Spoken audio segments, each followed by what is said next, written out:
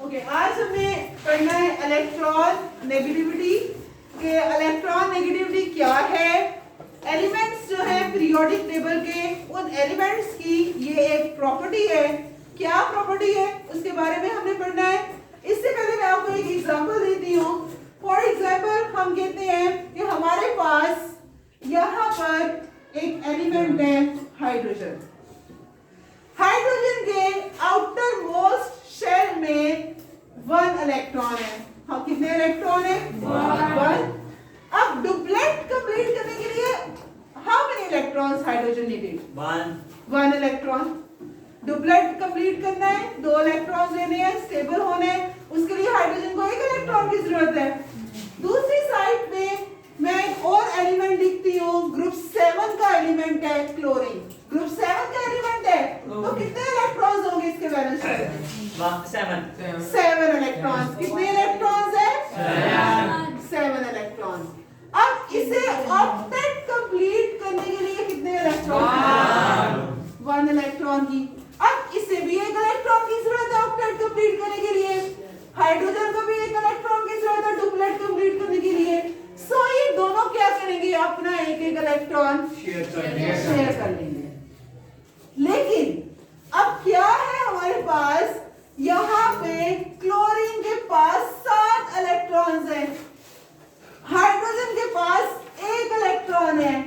अब आपको मैं एक एग्जांपल दूं कि हमारे पास जो रस्सा कशी कहते हैं, रस्सी पे एक साइड पे हमारे पास एक पर्सन है, एक मेंबर है, ठीक सेम, उन सब सेम है, एक जैसा उनका बॉडी फिगर है, पतले हैं तो सभी पतले हैं।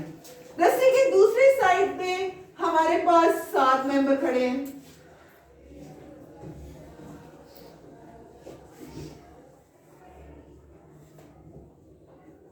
अब आप मुझे बताएं, रस्सी को ज्यादा अपनी तरफ कौन खींचेगा? 7 वाले ना, ये ज्यादा इस रस्सी को अपनी तरफ खींचेंगे। अब बिल्कुल इस तरह है कि हमारे पास क्लोरीन के पास 7 इलेक्ट्रॉन्स हैं, हाइड्रोजन के पास 1 इलेक्ट्रॉन है। अब इन्होंने जो 1 इलेक्ट्रॉन शेयर किया है, क्लोरीन क्या करेगा? क्योंकि it have an army of 7 electrons with it, sharing करने के बाद 8 हो गए। तो क्लोरीन क्या करेगा? इस शेयर्ड जो इलेक्ट्रॉन पेयर है, इसको अपनी तरफ ज्यादा अट्रैक्ट करेगा। जब अपनी तरफ ज्यादा अट्रैक्ट करेगा तो क्लोरीन के ऊपर पार्शियल नेगेटिव चार्ज आ जाएगा, हाइड्रोजन के ऊपर पार्शियल पॉजिटिव। पार्शियल मीन थोड़ा, आधा। कंप्लीट पॉजिटिव नहीं हुआ, या ये कंप्लीट नेगेटिव नहीं हुआ। क्यों? व्हाई हमने ये कहा कि हाइड्रोजन के ऊपर पार्शियल पॉजिटिव है, why it is not positive? इसने उसको दिया है इलेक्ट्रॉन, इसलिए उसके ऊपर पॉजिटिव चार्ज आया है, लेकिन इलेक्ट्रॉन दिया नहीं है, शेयर केस वैसे कोई चीज उसके पास है, कुछ उसके यस, पास। Very good. कि यहाँ पर इसके ऊपर कंप्लीट पॉजिटिव चार्ज नहीं आया। कंप्लीट पॉजिटिव चार्ज किसी भी एटम के ऊपर तब आता है जब वो इलेक्ट्रॉन अपना दे देता है, या कंप्लीट बस नेगेटिव चार्ज तब आता है जब कोई इलेक्ट्रॉन लेता है। लेकिन यहाँ पर इन्होंने इलेक्ट्रॉन शेयर किया है, बस ये है कि ज्यादा इसके पास है, कम इसके पास है।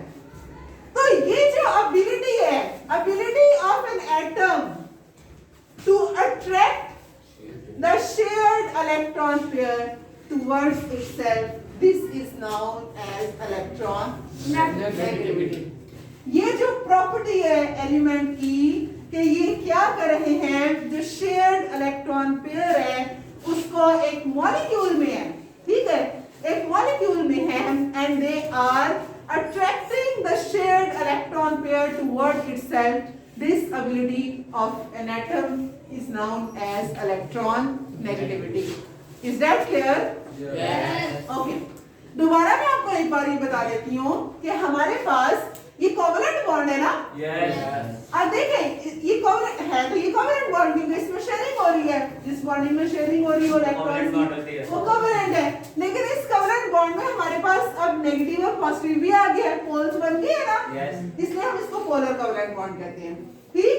तो जब हमारे पास एटम्स हैं वो मिल के मॉलिक्यूल्स बना देते हैं, और मॉलिक्यूल्स जब बना लेते हैं, कोवलेंट बॉन्डिंग हुई है, तो उसमें से क्या होता है कि हमारे पास एक एटम जिसके पास इलेक्ट्रॉन आउटर मोस्ट शेल में ज्यादा है, वो दूसरे को अट्रैक्ट करता है, शेयर्ड पेयर इलेक्ट्रॉन्स को।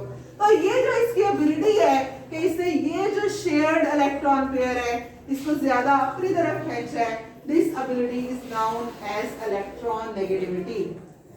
समझ आ गई? ओके, अब देखिए आपने मुझे बताना है कि पीरियड में इलेक्ट्रॉन नेगेटिविटी इंक्रीज कर रही है या डिक्रीज कर रही है। Group 1, as I told you in the previous lecture, कि जो ग्रुप्स के नाम दिए जाते हैं एलिमेंट्स को, इसका मतलब ये है कि ग्रुप 1 के जितने भी एलिमेंट्स हैं सबके ऑटोमोस्ट शेल में 1 इलेक्ट्रॉन है। ठीक, ग्रुप 2 के जितने भी एलिमेंट्स हैं सबके ऑटोमोस्ट शेल में 2 इलेक्ट्रॉन्स हैं।